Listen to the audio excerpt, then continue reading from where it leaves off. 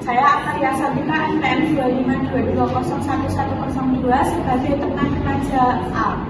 Perkenalkan, saya Nadia Taurang 9, NPM 25220195 berperan sebagai dokter.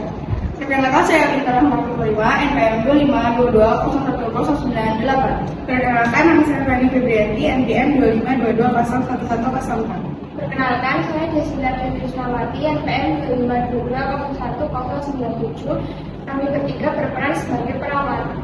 Saya Muhammad Saiful Ramadhani, NPM 2522011106 berperan sebagai palura.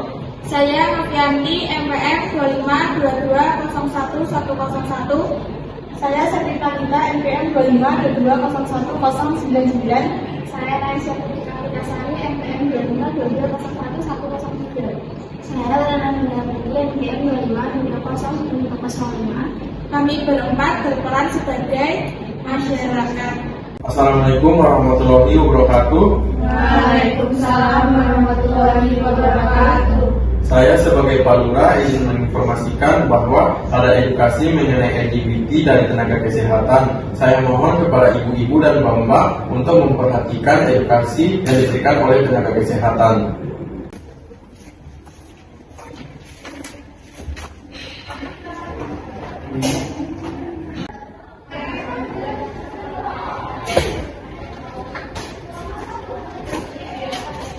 Assalamualaikum semuanya. Waalaikumsalam warahmatullahi wabarakatuh. Perkenalkan, kami dari tim kesehatan ingin mengedukasi masyarakat semua tentang LGBT.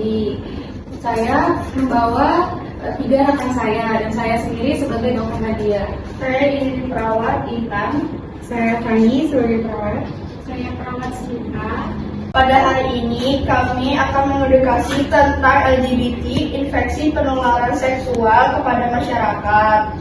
Sebelum itu saya izin membagikan leafletnya dulu ya.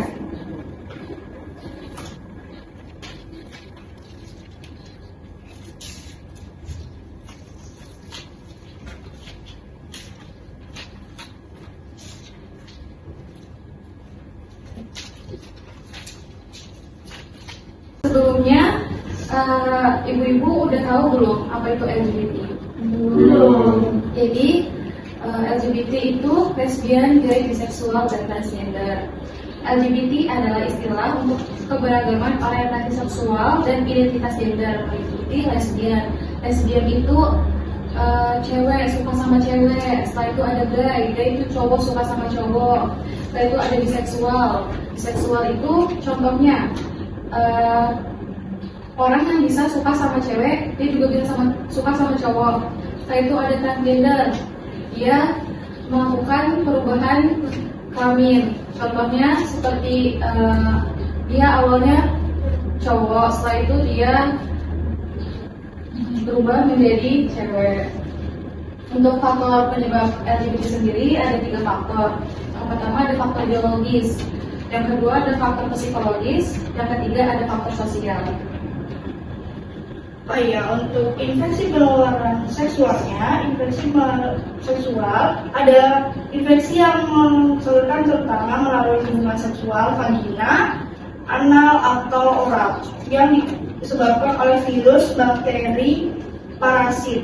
Dapat menimbulkan komplikasi serius seperti gangguan reproduksi dan meningkatkan risiko HIV. Terus selanjutnya ada faktor penularannya nih. Yang pertama itu hubungan seksual tanpa kondom. Yang kedua ada kontak langsung dengan cairan tubuh. Yang ketiga ada adanya luka kecil pada area genitalia. Yang terakhir penggunaan jarum suntik yang berganti-gantian.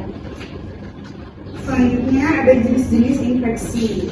Itu ada gonore, HIV, tahu kan semuanya HIV, dan itu ada HPV, chlamydia, herpes, dan syphilis.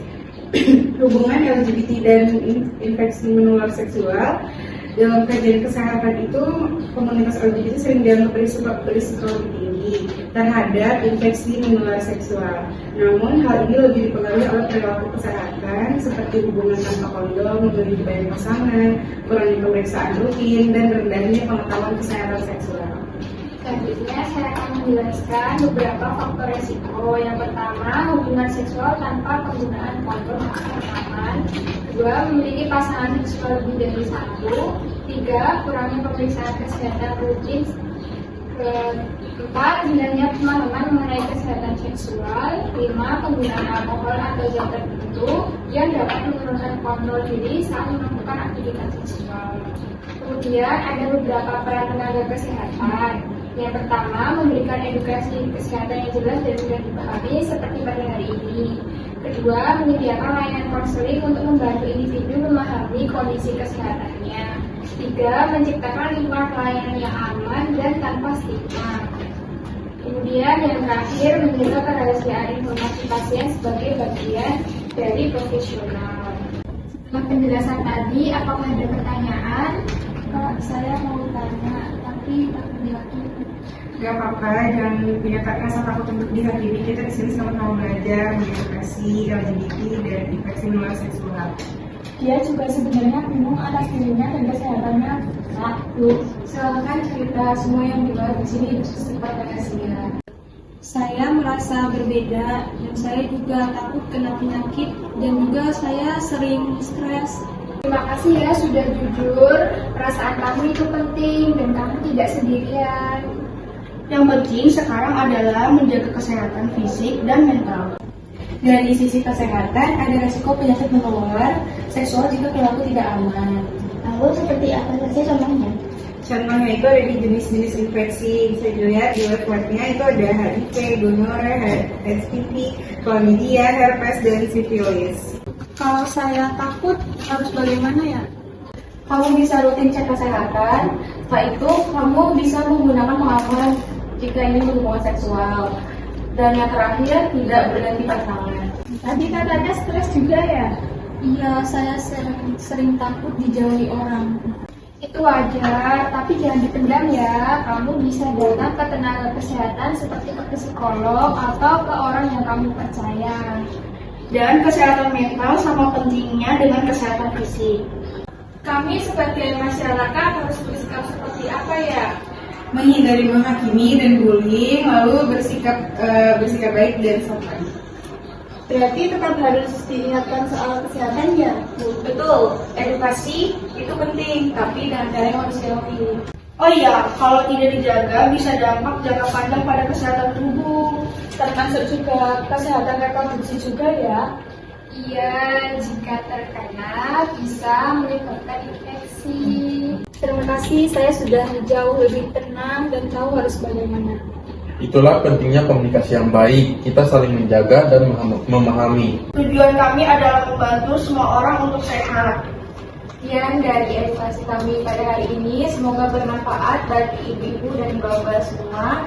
Terima kasih sudah bekerja sama atas edukasi hari ini. Terima kasih. Terima kasih.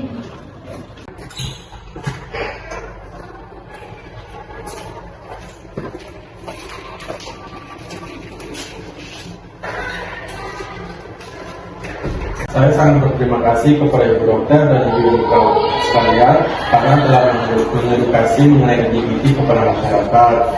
Sama-sama Pak. Kalau begitu kita bisa kembali ke kantor. Bisa. Misi yang Terima kasih.